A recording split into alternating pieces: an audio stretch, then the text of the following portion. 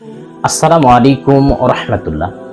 সম্মানিত দ্বীনী ভাই বোনেরা, গণতন্ত্রের মাধ্যমে আপনি ইসলাম কায়েম করে ফেলবেন?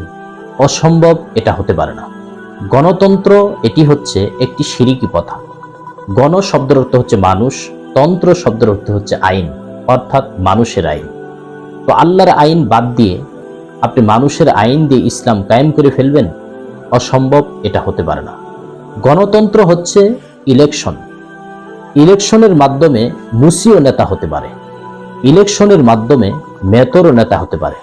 কেননা যার ভোট বেশি সেই তো নেতা। উমর রাদিয়াল্লাহু তাআলা আনহুর পদ্ধতিতে নেতা হতে হবে, আবু বকর রাদিয়াল্লাহু তাআলা আনহুর পদ্ধতিতে নেতা হতে হবে। এটা হচ্ছে সিলেকশন। কেননা বিভিন্ন ইসলামী দল তো দূরের কথা, স্বয়ং জিবরাইল আলাইহিস সালাম এবং মিকাইল আলাইহিস সালাম তারাও যদি গণতন্ত্রের মাধ্যমে, গণতন্ত্রের পদ্ধতিতে নেতা হয়, তবুও হারাম। গণতন্ত্র আমাকে আপনাকে কখনো ন্যায় বিচার দিতে পারে না। গণতন্ত্র এটা হচ্ছে খুনি তৈরির কারখানা। গণতন্ত্র এটা হচ্ছে জালেম তৈরির কারখানা। গণতন্ত্র এটা হচ্ছে স্বৈরাচার তৈরির কারখানা।